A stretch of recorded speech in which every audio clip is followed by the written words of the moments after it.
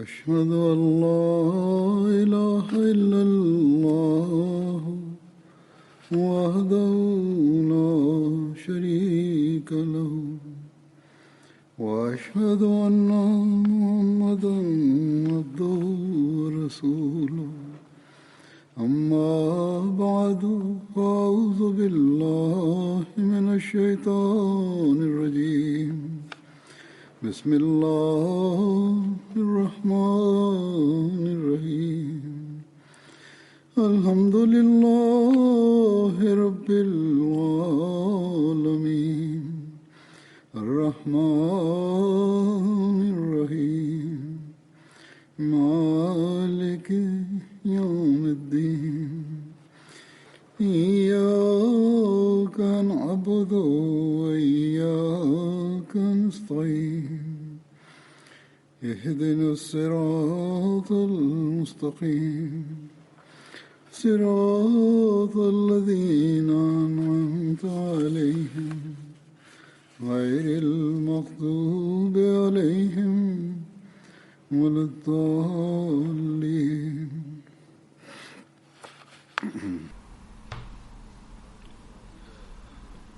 Ashab kojeg ću danas prvo pomenuti je Hazreti Auf bin Haris bin Rafa Ansari.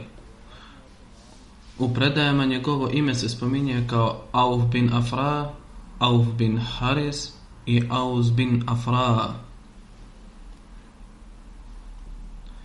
Afra je ime njegove majke, a on je bio iz plemena Benu Nadžara iz Ansara.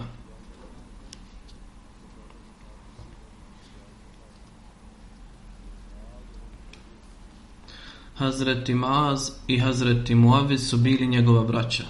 Hazreti Auf je bio među prvom šestoricom koji su došli u Meku i dali bajat.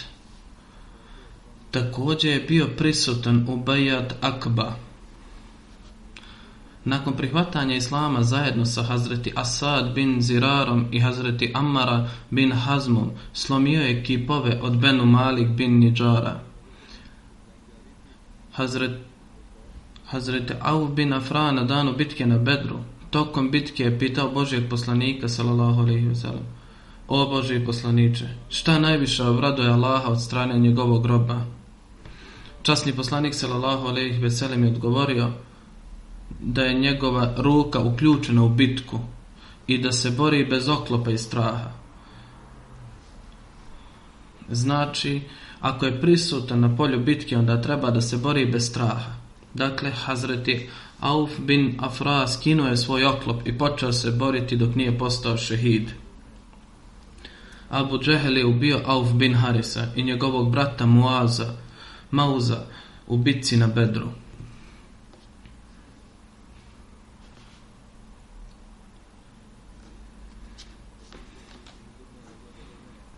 U knjigama hadisa i sira ime Hazreti Auf bin Afra se spominje među onim ashabima koji su napadali Ebu Džehela na bitci na Bedru, kako sam već jednom rekao. U Sunan Ebu Davudu piše da se zvao Auf bin Haris. Općenito se kaže da su oba imena njegova.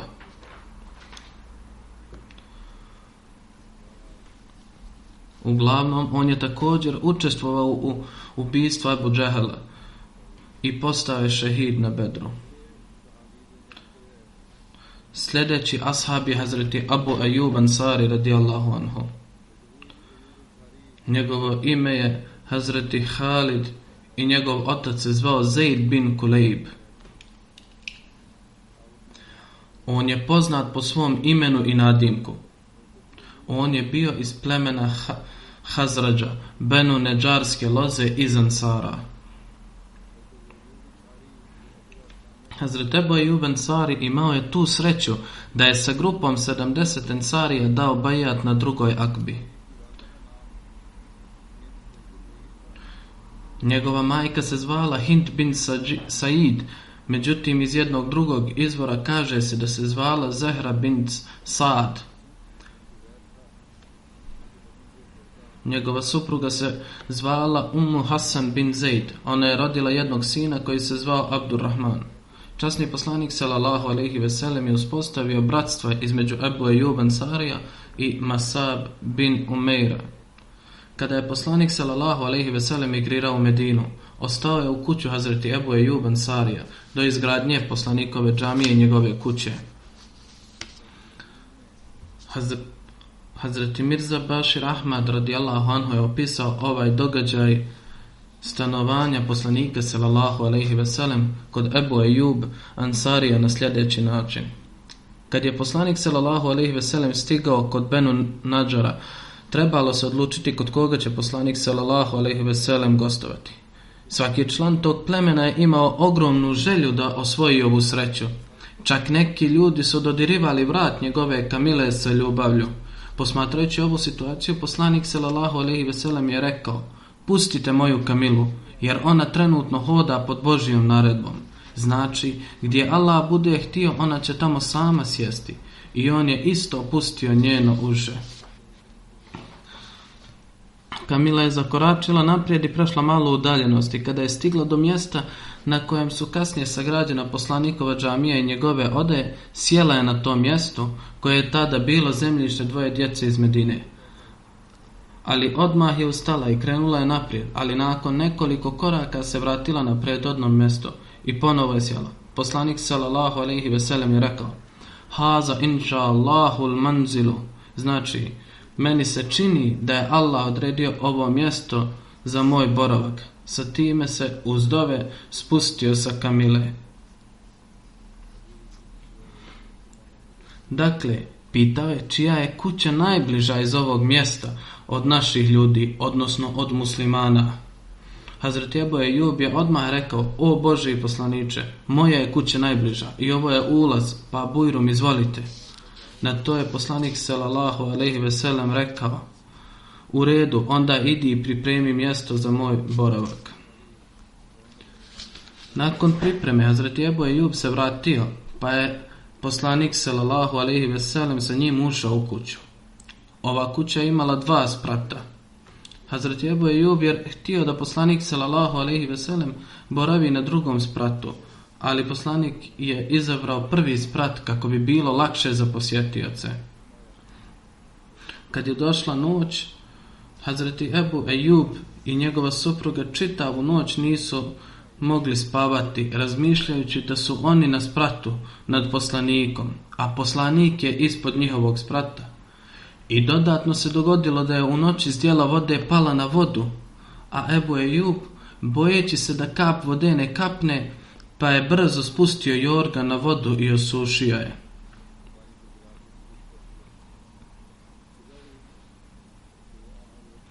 Ujutro je došao kod poslanika sallallahu alejhi ve sellem i zamolio je poslanika da prijeđe na drugom spratu.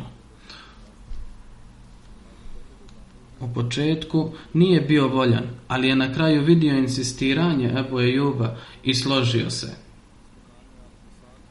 Poslanik sallallahu alejhi ve sellem je boravio u toj kući 7 mjeseci, a po predaji Ibn Ishaka do mjeseca Sefera 2. hidžretske godine. Znači da je poslanik sallallahu alejhi ve sellem ostao na istom mjestu, odnosno u kući Hazreti Ebu Ejuba Ansarija, sve dok poslanikova džamija i susjedne odaje nisu bile spremne. Ebu Ejub je slao hranu poslaniku, a zatim bi jeo sve što je ostalo od hrane, a iz ljubavi i iskrenosti stavljao bi prste na mjesto gdje je poslanik jeo, i općenito i drugi ashabi su mu također slali hranu. Hazreti Muslim Maud radijallahu anhu također je pričao o ovom događaju neke fraze. Neke stvari su nove, pa ću zato to pročitati ovdje. Uglavnom su iste, ali on je imao svoj jedinstven način. On piše: kada je poslanik ušao u Medinu, svi su željeli da on ostane u njegovoj kući. Porodice iz svake ulice kroz koju je prolazila njegova kamila stajale su ispred svojih kuća i pozdravljale poslanika sallallahu alejhi ve sellem. A oni su znali reći: Allahov poslaniče, ovo je naš dom i ovo je naše vlasništvo i naši životi su na vašoj službi i mi smo sposobni da vas zaštitimo, pa ostanite kod nas. neki ljudi bi jurili naprijed i grabili bi vrat njegove kamile da bi ga odveli svojoj kući. Ali poslanik sallallahu alejhi ve sellem bi svakome odgovorio: pustite moju kamilu, danas ona hoda pod Božjom naredbom i ona će stati tamo gdje Allah bude htio. Napokon se kamila zaustavila u zemlji siročati Benu Nadžara na jednom kraju Medine. On je rekao: Božja namjera je da ostanemo ovdje. Nakon toga je pitao čija je ovo zemlja. Vlasnici zemlje su bila neka siročad. Njihov staratelj se predstavio i rekao: o Božji poslaniče, ovo je zemlja tih i tih siročadi i stoji na vašem raspolaganju. Poslanik je rekao: ničije imanje ne mogu besplatno uzeti. Na kraju se odredila cijena za to zemljište i poslanik sallallahu alejhi ve sellem je odlučio izgraditi svoju džamiju i kuću. Zatim je rekao: čija je kuća najbliža iz ovog mjesta? Ebu Ejub Ensari je krenuo naprijed i rekao: o Allahov poslaniče, moja kuća je najbliža i stoji ti na usluzi. Poslanik je rekao: idi kući i spremi jednu sobu za mene. Kuća Ebu Ejuba bila je na 2 sprata. Predložio je gornji sprat za poslanika sallallahu alejhi ve sellem, ali poslanik sallallahu alejhi ve sellem više je volio donji sprat, misleći da će posjetioci patiti. Hazreti Muslim Maud kaže da je ova prilika dobro pokazala kako su Ansari gajili duboku ljubav prema poslaniku. Na insistiranje poslanika sallallahu alejhi ve sellem, Ebu Ejub je pristao da poslanik ostane dolje, ali oni, žena i muž, su ostali budni cijelu noć misleći da poslanik spava ispod njih. Kako mogu počiniti ovu grubost spavajući nad spratom poslanika sallallahu alejhi ve sellem? Ovo je bila manifestacija ljubavi. Tokom noći je pala zdjela vode i Ebu Ejub je potrčao da suši vlagu vode, stavljajući svoj organ na vodu kako voda ne bi kapala ispod poda. Ujutro je došao kod Allahovog poslanika sallallahu alejhi ve sellem i pričao mu o svim okolnostima, a zatim je Allahov poslanik pristao otići gore. Hazreti Ebu Ejub je svakodnevno pripremao hranu i slao je poslaniku, a onda bi koliko god hrane ostalo pojeli ukućani. Nakon nekoliko dana ostatak Ansara je također zahtijevao svoj udio u gostoprimstvu i dok se nije izgradila poslanikova kuća, muslimani iz Medine izmjenjivali su se dostavljajući hranu u njegovoj kući. Hazreti Ebu Ejub Ensari prenosi da je časni poslanik sallallahu alejhi ve sellem kod njega smjestio u donjem spratu.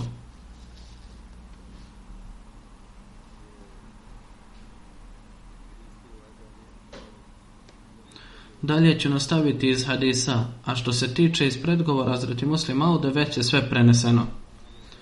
Uglavnom, Hazreti Ebu Ejub prenosi da je časni poslanik sallallahu alejhi ve sellem došao kod njega. Časni poslanik je bio u donjem, a on u gornjem spratu. Prenosilac kaže da je jedne noći Ebu Ejub probudio i rekao: hodamo po glavi Allahovog poslanika sallallahu alejhi ve sellem. Pa se povukao na jednu stranu i proveo noć na ćošku sprata. Zatim se obratio poslaniku sallallahu alejhi ve sellem, a poslanik mu je rekao: u donjem dijelu ima više udobnosti, pa odgovorio: ne mogu ostati na krovu pod kojem ste vi. Pa se poslanik sallallahu alejhi ve sellem uselio na spratu, a Ebu Ejub je na donjem ostao. On je pripremao hranu za poslanika sallallahu alejhi ve sellem, a kad mu se vraćala hrana od Allahovog poslanika, on bi pitao osobu koja je služila hranu da mu označi dio hrane koju su dirali poslanikovi prsti i jeo bi iz tog mjesta odakle je jeo poslanik sallallahu alejhi ve sellem.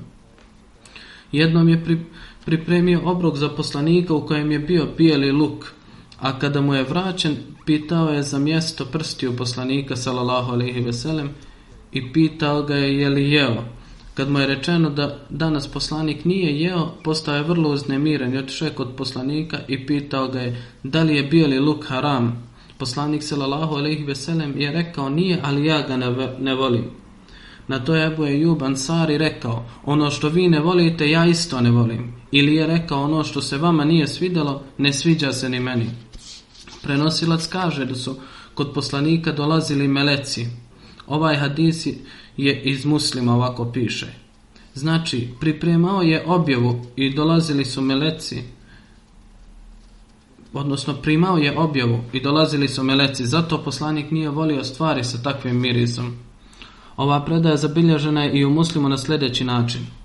Prenosi se od Ebu Ejuba Ensarija da kada bi se ponudila hrana poslaniku sallallahu alejhi ve sellem, on bi jeo iz nje i poslao mi ostatke hrane. Jednog dana poslao je ostatke hrane koje nije pojeo jer je u njoj bilo bijelog luka. Pitao sam njega: je li to haram? Rekao je: ne, ali ga ne volim zbog njegovog mirisa. Zatim je Ebu Ejub rekao: onda ne volim ni ja ono što vi ne volite.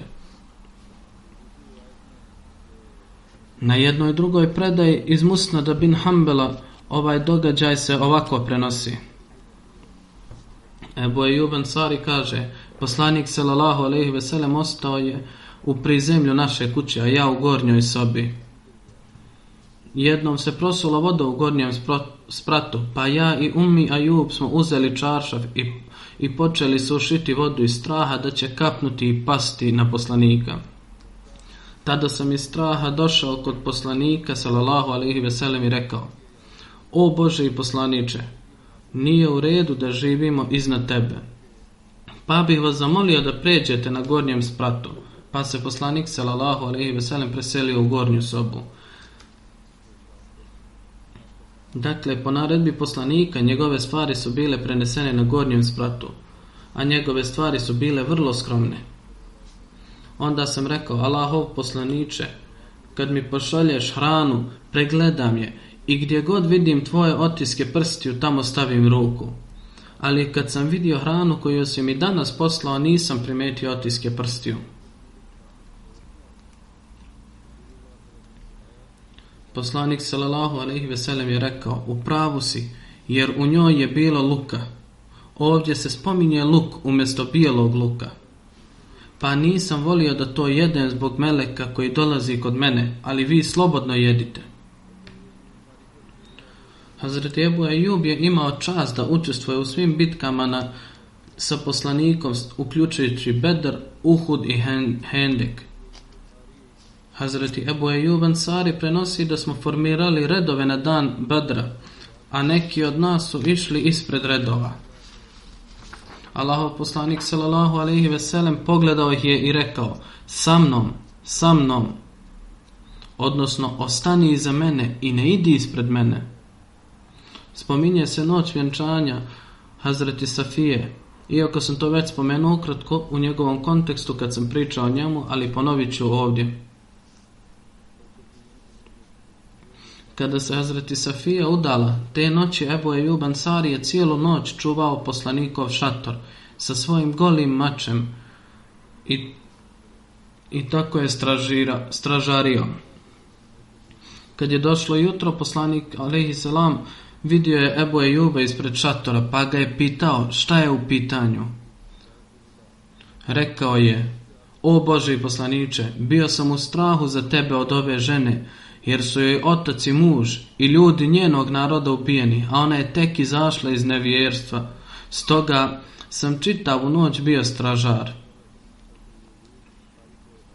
Slušajući ovo, poslanik sallallahu alejhi ve sellem je dobio za njega: Allahumma ihfiz Aba Ajuba kama bata jahfazani, što znači: o moj Allahu, čuvaj Ebu Ejuba kako je on proveo čitavu noć čuvajući mene.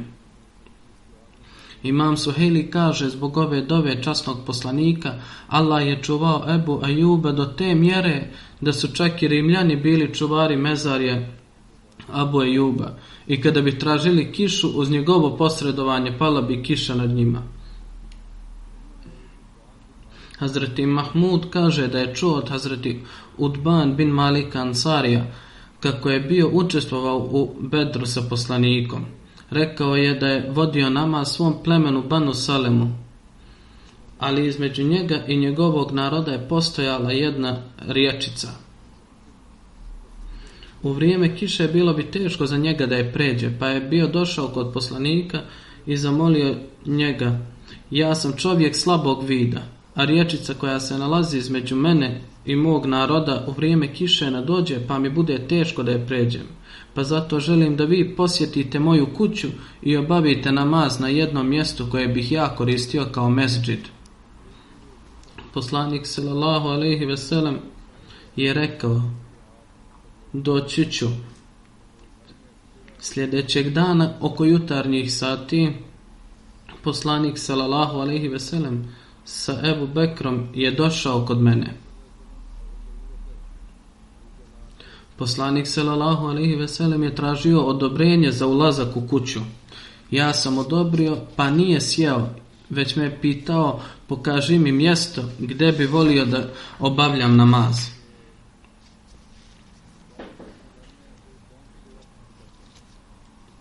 Znači, poslanik sallallahu alejhi ve sellem ga je pitao: pošto si me zvao za namaz, pokaži mi mjesta gdje bi volio da klanjam namaz. Dalje on kaže: ja sam mu pokazao mjesto gdje sam htio da on obavlja namaz.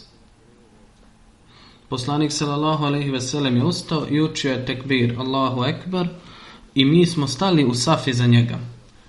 Poslanik sallallahu alejhi ve sellem je vodio 2 rekata i predao je selam, a mi smo ga također pratili. Pa sam ga zamolio da ostane za haziru koja se spremala za njega, odnosno hrana koja se sprema sa mesom i brašnom. Iz komšiluka ljudi su čuli da je poslanik sallallahu alejhi ve sellem kod mene, pa su mnogi jurili prema mojoj kući, dok mi kuća nije postala puna. Jedan od njih je rekao: a gdje je Malik, ne mogu da ga vidim. Na to je neko rekao: on je licemjer. Također su pitali za još jednog ashaba, pa su rekli da je on zaista licemjer. On nema nikakvu ljubav prema Bogu i njegovom poslaniku, zato nije došao. Na to je poslanik sallallahu alejhi ve sellem rekao: ne treba tako pričati. Zar vi ne znate da je on rekao la ilaha illallah i uz ovu izjavu on traži Božje zadovoljstvo? Na to je čovjek rekao: Allah i njegov poslanik najbolje znaju, ali mi ga vidimo kako se druži i priča sa licemjerima.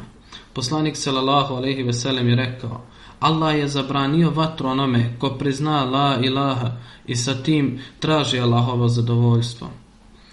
Hazreti Mahmud ibn Rabi govorio je da je to prepovijedao nekim drugim ljudima, uključujući Ebu Ejuba, poslanikovog ashaba koji je bio učestvovao na toj bitci u kojoj je umro na zemlji Rimljana, a Jezid bin Muavija je bio njihov vođa.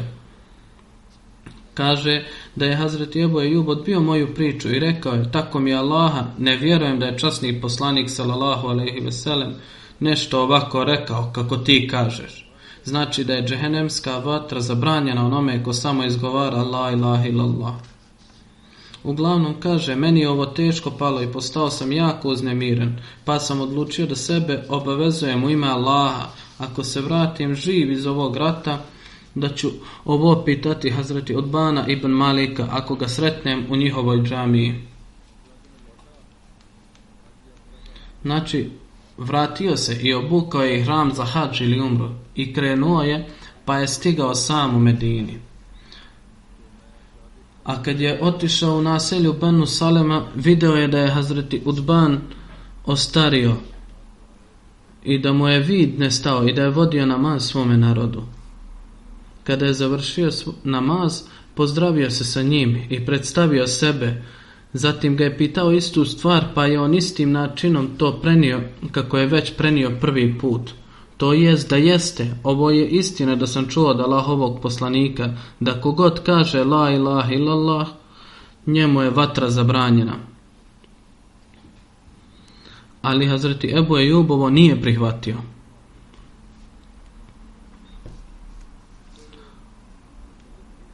Na ovo je Hazreti Mirza Bashir Ahmad radijallahu anhu također dao svoje mišljenje.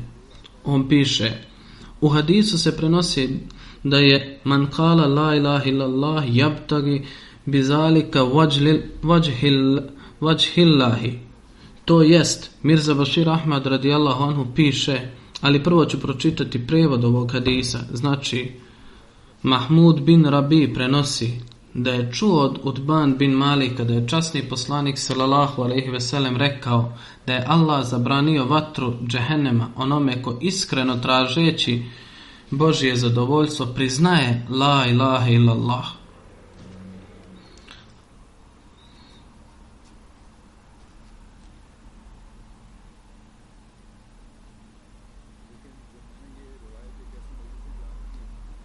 Ali kad sam ovo prenio u jednom druženju gdje je Hazreti Ebu Ejub Ansari bio prisutan, on se suprotstavio ovom hadisu i rekao je: kunem se Allahom i ne vjerujem da je ovo poslanik sallallahu alejhi ve sellem rekao.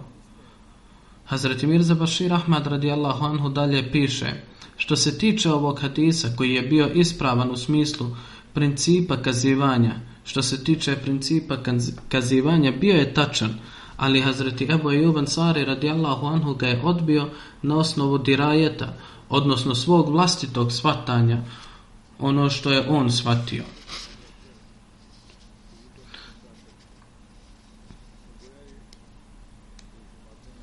Dalje, Hazreti Mirza Bashir Ahmad radijallahu anhu kaže: čini se da je moguće da zaključak Hazreti Ebu Ejuba možda nije tačan, ali u svakom slučaju ovaj hadis to dokazuje.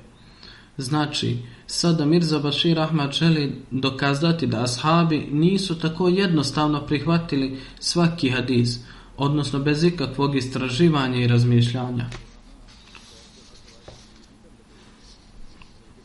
Uglavnom, on piše da u svakom slučaju ovaj hadis dokazuje da ashabi nisu slijepo prihvatili svako predanje, nego su ispitivali svako predanje na principu prenošenja i ispitivanja i onda ga tek prihvatili.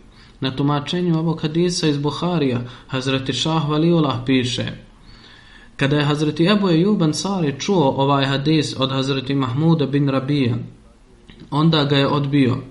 Neki misle da je razlog njegovog odbijanja taj da samo priznanje la ilaha illallah nije dovoljno da spasi čovjeka iz vatre dok se uz to ne rade dobra djela. Ovo je dokazana islamska suština, naravno, i ovako se dešava. I dalje Hazreti Šah piše: ali sljedeći dio rečenice jabtagi bizalika vajhillahi zapravo objašnjava vrsta priznanja tevhida. Znači, ko iz dubine srca tražeći Allahovo zadovoljstvo izgovara šehadet, odnosno kaže la ilaha illallah, za njega je zabranjen džehennem. Dalje Hazreti Šah piše da je Hazreti Mahmud ponovo ispitivao sa mišljenjem da je možda propustio neke riječi, ali nakon ponovnog istraživanja se dokazalo da su riječi ispravne. Dalje piše: nije ispravno javno iznijeti mišljenje o nečijem vjerovanju ili licemjerstvu. Nepoželjno je javno iznijeti mišljenje o nečijem vjerovanju ili licemjerstvu. Ovo je greška da se nekome kaže da on licemjer ili ima slabog imana, jer ovom prilikom časni poslanik sallallahu alejhi ve sellem je izrazio svoju ljutnju zbog kritike na račun Ibn Dehšama. Poslanik sallallahu alejhi ve sellem nije volio da se javno tako izrazi. Ovakva vrsta kritika uzrokuje smutnju i nemir umjesto popravke. U jednoj predaji se spominje da u mjestu Abvaha Hazreti Abdullah bin Abbas i Hazreti Misvar bin Mahrama su imali različita mišljenja. Hazreti Abdullah ibn Abbas je rekao da osoba pod ihramom smije oprati glavu, a Hazreti Misvar je rekao da se ne smije oprati. Hazreti Abdullah bin Abbas me je poslao Hazreti Ebu Ejub Ansariju. Zatekao sam ga kako se kupa između dva štapa. Bio je prekriven platnom. Rekao sam mu: selam. Rekao je: ko je to? Odgovorio sam: ja sam Abdullah bin Hunein. Hazreti Abdullah bin Abbas me poslao kod vas da vas pitam kako je poslanik sallallahu alejhi ve sellem prao glavu dok je bio u ihramima. Jer kaže, pod ihramom se ne smije prati glava. Tako je Hazreti Ebu Ejub stavio ruku na platnu i sagnuo je sve dok nisam mogao vidjeti njegovu glavu, odnosno okrenuo je paravan napravljen iza njega i pokazao glavu. Tada je rekao čovjeku da zalije vodu, pa je zalijevao vodom njihove glave, a zatim je obema rukama protrljao glavu. Još jednom ih je vodio tamo amo perući glave i rekao je: ovako sam vidio poslanika sallallahu alejhi ve sellem da radi.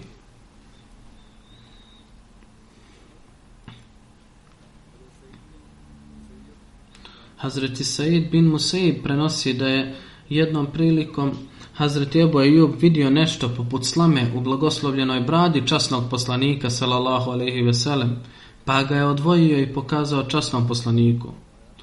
Poslanik sallallahu alejhi ve sellem rekao je: neka Allah ukloni od Ebu Ejuba ono što mu se ne sviđa. Prenosi se da je rekao: o Ebu Ejub, želim da te nikad ne zadesi nevolja.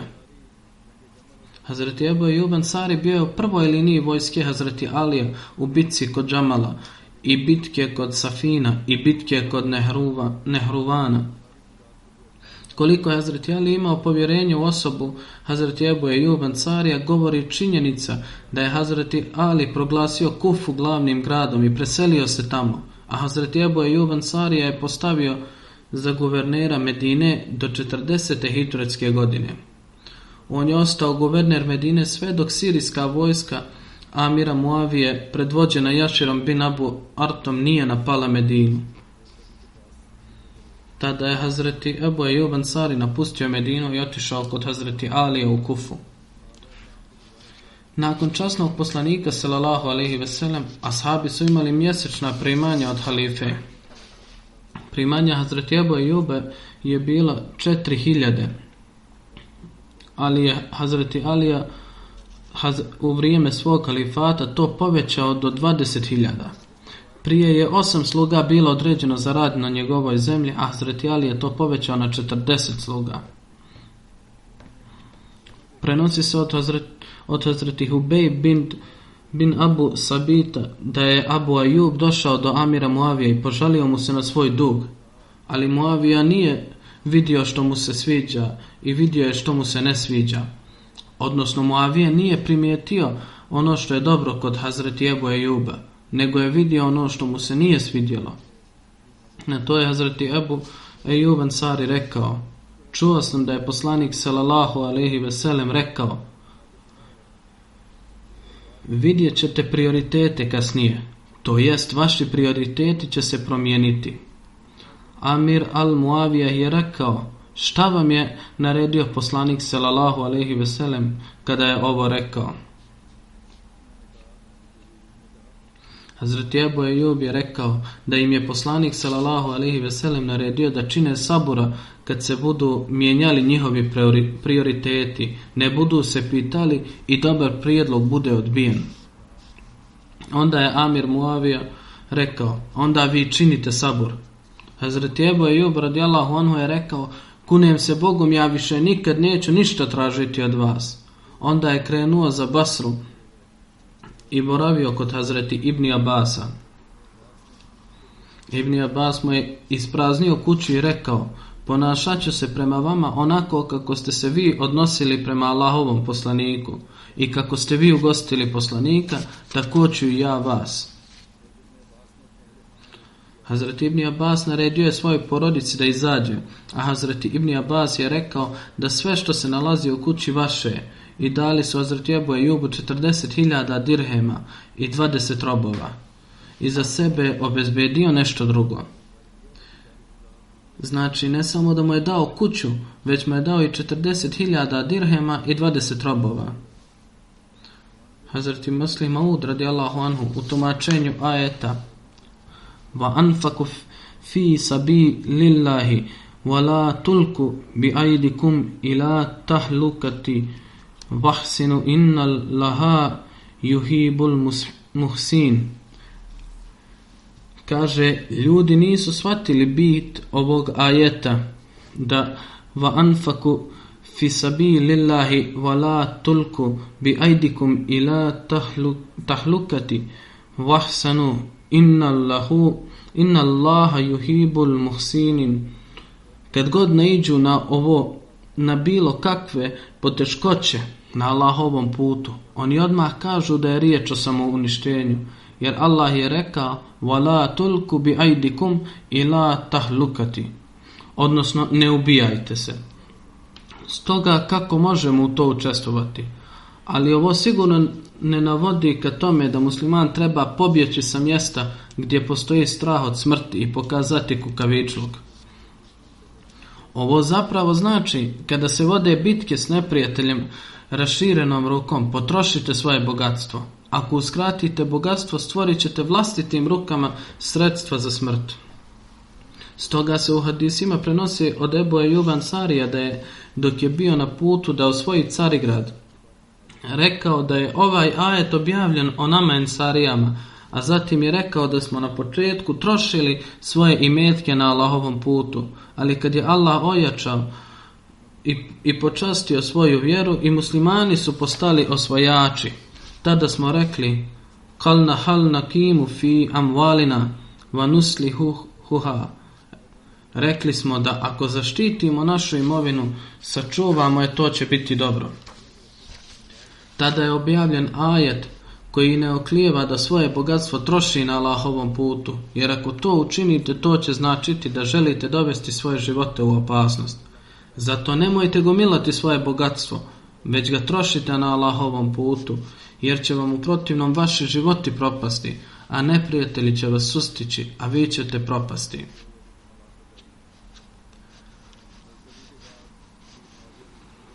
Nakon Hazreti Alija, kad je došlo vrijeme Amira Muavije, Ukba bin Amir Džuhni bio je guverner Egipta u njegovo ime. Za vrijeme vladavine Hazreti Ukbe, Hazreti Ebu Ejub 2 puta je putovao u Egipat. Prvo putovanje je bilo povodom traženja jednog hadisa. Saznao je da Hazreti Ukbe prenosi jedan poseban hadis. Znači samo zbog jednog hadisa Hazreti Ebu Ejub je podnio putovanje uprkos svojoj starosti. Po drugi put je posjetio Egipat s namjerom da učestvuje u osvajanju Rima. Marvan, koji je bio guverner Medine, jednog dana naišao je na čovjeka koji je spustio svoje lice na grobu časnog poslanika. Marvan je rekao: da li znaš šta radiš? Ovo je širk, ti činiš seđdu. Tada je Marvan došao do te osobe i vidio da je Hazreti Ebu Ejub Ensari. Odgovorio je: da, došao sam kod Allahovog poslanika, a ne kod ovih kamenja. Prenosi se od Abu Abdul Rahmana Hublija da smo bili u moru, a Abdullah bin Qais Fazari bio je emir nad nama, a sa nama je bio i Hazreti Ebu Ejub Ensari koji je dijelio plijen.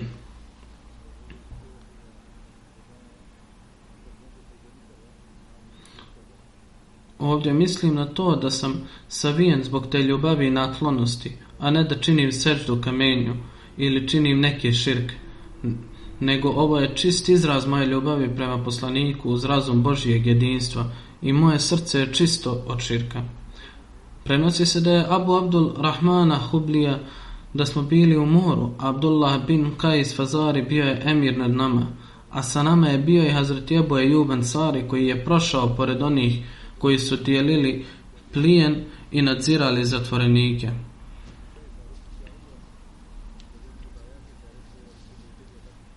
Hazreti Ebu Ejub Ensari vidio je ženu kako plače i pitao je šta joj se dogodilo. Rečeno mu je da se ova žena i njeno dijete razdvojeni. Prenosilač kaže da je on zgrabio dijete i dao ga njegovoj majci. Nakon toga čovjek koji je dijelio plijen otišao je kod Abdullah bin Kaisa i prenio mu šta se desilo. Stoga je on pozvao Hazreti Ebu Ejube i pitao zašto je on ovo uradio. Na to je on rekao: čuo sam da je poslanik sallallahu alejhi ve sellem rekao: ko razdvoji majku od njenog sina, Allah će razdvojiti njega i njegove najmilije na kijametskom danu. Dakle, u ovome postoji lekcija za neke ljude koji otmu djecu od majki. Onda neka oni koji se protive islamu vide šta oni sami rade. Islam vodi račun do te mjere. U posljednjim danima je bila vijest da u SAD-u ima migranata koji su im dolazili, da su odvojeno držali izbjeglice. Majke su razdvojili od djece, a neka djeca nakon nekog vremena nisu ni prepoznala majke. Uglavnom, Islam navodi da do te mjere da se ne razdvaja majka od djece i na takav način ih ne mučite.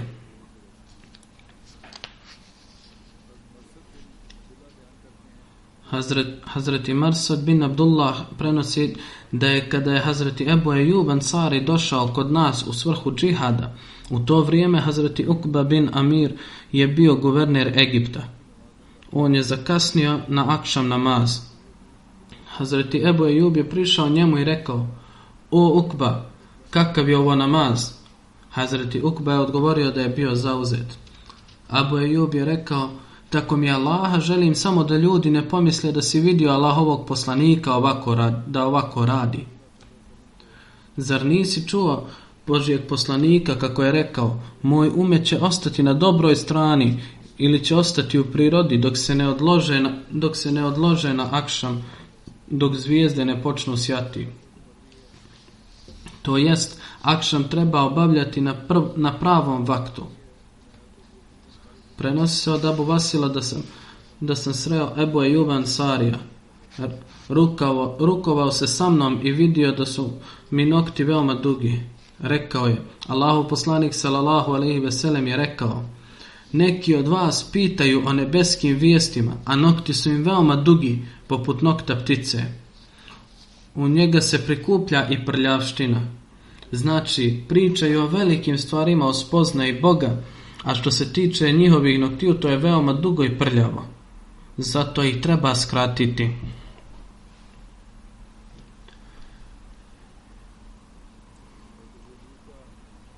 Ovaj hadis je iz Musnad bin Hanbala. Hazreti Ebu Ejub je uživao istaknuti položaj, čak su ga i drugi ashabi znali pitati o vjerskim pitanjima. Ashabi kao što su Hazreti Ibn Abbas, Ibn Omer, Bara ibn Azib, Enes ibn Malik, Abu Imama, Zaid ibn Khalid Džuhni, Muqaddam ibn Mahdi Karb, Džabir ibn Samra, Abdullah ibn Yazid, Hatami i tako dalje, koji su direktno bili odgojeni kod poslanika, ali su se iskoristili od Ebu Ejuba.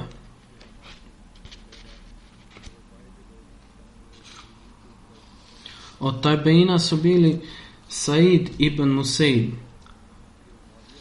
Urvan ibn Zubair, Salim ibn Abdullah, Ata ibn Yasar, Ata ibn Yazid Laisi, Abu Salma, Abdul Rahman ibn Abi Lejla, koji su zaista bili istaknuti ljudi, ali ipak su imali veliko poštovanje prema Hazreti Ebu Ejubu.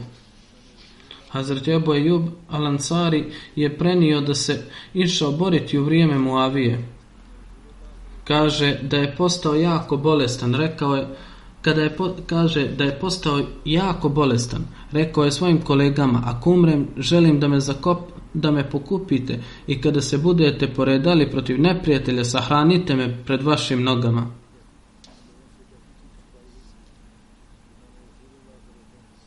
Ispričat ću vam hadis koji sam čuo od Allahovog poslanika sallallahu alejhi ve sellem. Ako mi smrt nije bila bliža, ja vam ne bih ovo ispričao. Čuo sam da je Allahov poslanik sallallahu alejhi ve sellem rekao: "Ko umre, a da nikoga nije jednačio sa Allahom, onda je ušao u džennet." Prema jednoj predaji, kada se približilo vrijeme smrti Ebu Ejuba Ansarija, rekao je: "Sakrio sam od vas nešto što sam čuo od Allahovog poslanika sallallahu alejhi ve sellem. Rekao je: da niste zgriješili, Bog bi stvorio ljude koji bi zgriješili, a onda bi im Bog oprostio."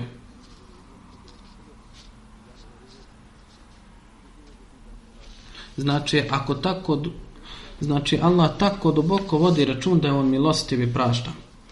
Prenosilac Muhammed prenosi da je Hazreti Abu Ejub Ansari učestvovao u bitci kod Bedra. On nije zaostajao ni u jednoj velikoj muslimanskoj bitci, osim ako se nije pridružio drugoj. Odnosno, ako bi se istovremeno odvijala dva različita rata, on bi bio uključen u jedan ili drugi rat. Samo u jednoj godini nije učestvovao u borbi, jer je u vojsci jedan mladić bio određen kao zapovjednik. U toj godini je sjedio. Nakon te godine zažalio se i rekao je: "Šta ja imam sa time ko je izabran za vođu nadamnom? Šta ja imam sa time ko je izabran za vođu nadamnom? šta ja imam sa tim ko je izabran za vođu nadamnom? To je rekao 3 puta. Prenosi se da je mladić koji se spominje u ovoj predaji o vođenju bio Abdul Malik bin Marwan. Prenosilac kaže da se tada razbolio Hazreti Ebu Ejub. Yazid ibn Muavijah je bio vođa vojske. Došao je kod njega i pitao ga treba li mu šta. Moja potreba je da me vozite kad umrem, a zatim me odvedite u neprijateljsku zemlju koliko god budete mogli, a kad ne budete mogli dalje, onda me zakopajte tamo. Kada je Ebu Ejub umro, zajehao ga je i odveo u neprijateljsku zemlju koliko je mogao i sahranio ga, a zatim se vratio. Prenosilac kaže da je Hazreti Ebu Ejub Ansari govorio da je uzvišeni Allah rekao da infaru hifa fan wasikalan, znači krenite lagano i teško. Infaru hila fan wasikalan, a ja sebe vidim kao da sam lahki i težak. Prenosi se da je jedan od ljudi iz Mekke ispričao da kad je Yazid ibn Muavija došao kod Ebu Ejuba Ansarija rekao: pozdravi ljude, neka me odvedu koliko god mogu. Yazid je ispričao ljudima sve što mu je Hazreti Ebu Ejub rekao. Ljudi su pristali na to i odveli su njegovo tijelo dokle su mogli. Hazreti Ebu Ejub Ansari se držao džihada nakon časnog poslanika sallallahu alejhi ve sellem do svoje smrti koja se desila u Carigradu. Prema jednoj predaji Yazid ibn Muavijah je 52. godine po hidžri vodio bitku za Carigrad pod halifatom svog oca Amira Muavijah. Abu Ejub Ansari je iste godine umro. Yazid ibn Muavijah predvodio je njegovu dženazu. Njegov mezar se nalazio u rimskoj zemlji u blizini tvrđave Carigrada. Prenosioc kaže: saznao sam da Rimljani čuvaju i popravljaju njegov mezar, a u vrijeme gladi uz njegovo posredovanje traže vodu. Prema drugoj predaji Hazreti Ebu Ejub Ansari učestvovao u ratu protiv rimske vlade pod zapovjedništvom Yazida za vrijeme vladavine Amira Muavije i umro u blizini grada Carigrada 50. ili 51. godine po hidžri i tamo je bio sahranjen. Prema tradiciji, Yazid je naredio konjanicima da trče naprijed natrag na grobu Hazreti Ebu Ejub Ansarija, sve dok se žig njegove grobnice ne izbriše.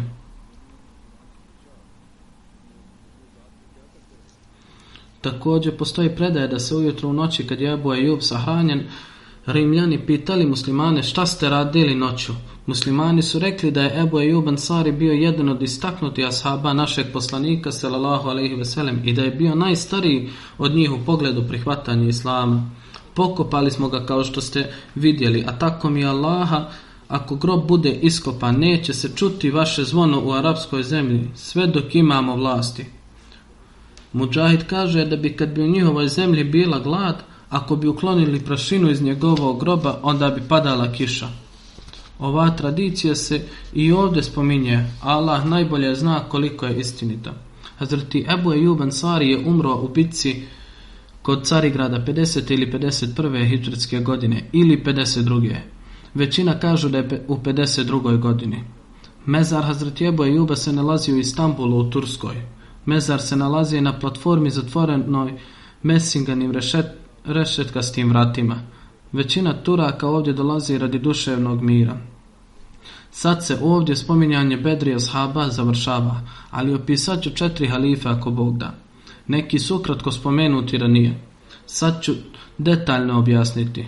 Slično tome na početku su ukratko spomenuti neki ashabi. Ako bi se o njima moglo naći još više detalja, također ću ih opisati. Sve ovo bit će dodato na pisanoj verziji. Njih će možda biti samo nekoliko.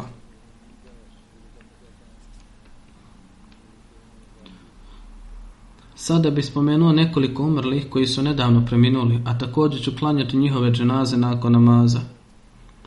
Prvi je gospodin Abdul Hay Mandal Mualim iz Indije. Preminuo je od srčanog udara 25. septembra u 2020. godini u 53. godini. Inna lillahi ve inna ilaihi rađiun. Ovaj mualim je prihvatio džemat u 1999. godini nakon istraživanja. Nakon što je diplomirao na Džamijatul Mubaširin 2003. godine, nastavio da služi džemat napornim radom, iskrenošću i predanošću do svoje smrti. Pa tako ukupno 17 godina služio je džemat. Rahmetlija je bio vrlo iskren, pobožan, poslušan i predan mualim. Bio je jako redovan u namazu i također imao ogromnu ljubav prema džematu. Iza sebe ostavio suprugu, 2 sina i 2 ćerke. Neka ga Allah obaspe milošću i oprošću i podari duševni mir njegovoj djeci i supruzi. Sljedeća dženaza je Sirađul Islama, mualim iz kantona Muršidabada, provincije Bangla, koji je preminio 14. oktobra 2020. godine u 60. godini. Allahu pripadamo i njemu ćemo se vratiti. Rahmetli mualim sahib stekao je 6 mjeseci obuke za mualima u Džamijatul Mubaširin u Kadijan 2002. godine i nastavio je službu privremenog mualima do 2020. godine. S tim u vezi period službe mualim sahiba je 18 godina. Rahmetlija je bio vrlo iskren, pobožan, poslušan mualim.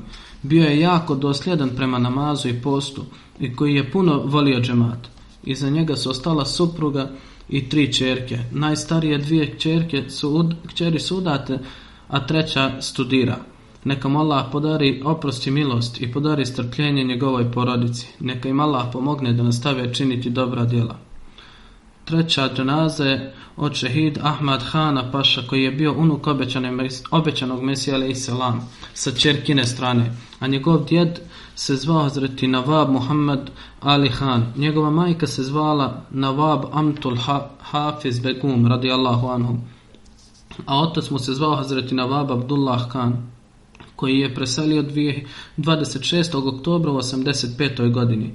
Bio je u bolnici. Allahu pripadamo i njemu ćemo se vratiti. Sa Božjom milošću bio je Musi. Imao je 2 žene. Prvi brak je imao sa Amtul Šakurom, čerkom Hazreti Alifatul Mesih III. U 1962. godini. Mevlana Džaludin Šems ih je venčao jer je drugi halifa bio bolestan. Iz prvog braka je imao 5 djece, 2 sina i 3 ćerke. Drugi put se ženio sa gospođom Samina Saidom, čerkom gospodina gospođom Saijom u 1977. godini. Iz drugog braka je imao 1 sina koji sada živi u Americi. On nema neke posebne zasluge u džematu, ali je imao priliku da ide na putu sa 3. halifom van zemlje i tako je služio džematu. Također njegova supruga piše da je jedna od njegovih vrlina ta da je puno pomagao siromašnim ljudima. Snosio je troškove mnogih siromaha. Čak nekome je napravio kuću i bio je jako redovan u pomaganju. Neka mu Allah podari milost i oprost. Neka mu djeca budu povezana sa džematom i hilafetom. Sljedeća dženaza je od Said Masud Ahmad Šaha iz Sheffielda, Engleske, koji je preselio 8. septembra. Allahu pripadamo i njemu ćemo se vratiti.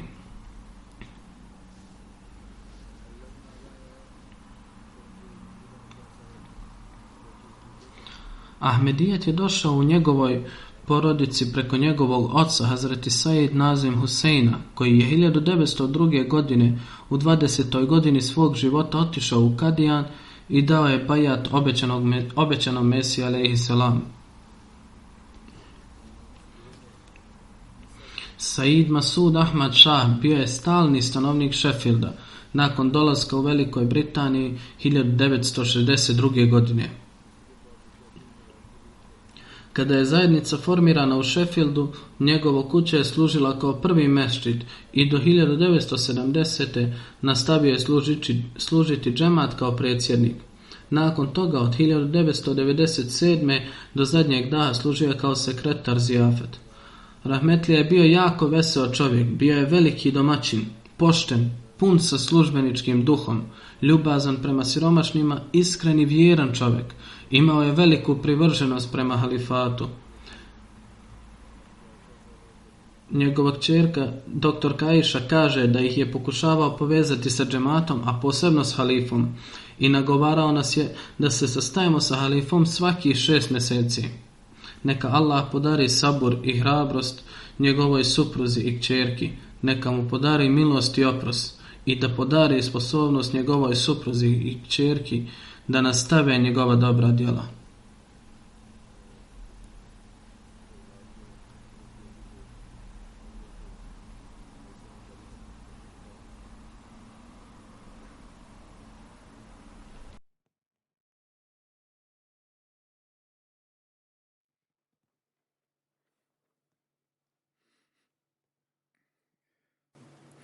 الحمد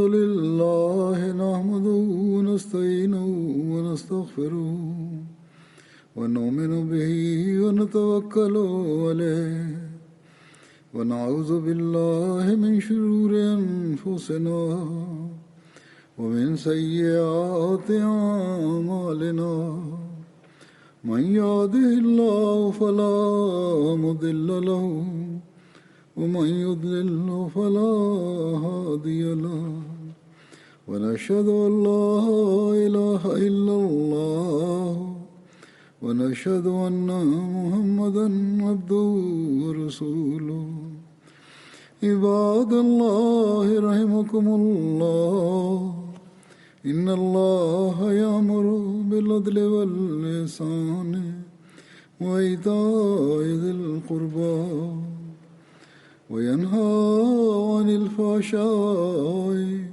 والمنكر والبغي يعظكم لعلكم تذكرون اذكروا الله يذكركم وادعوه يستجب لكم ولذكر الله أكبر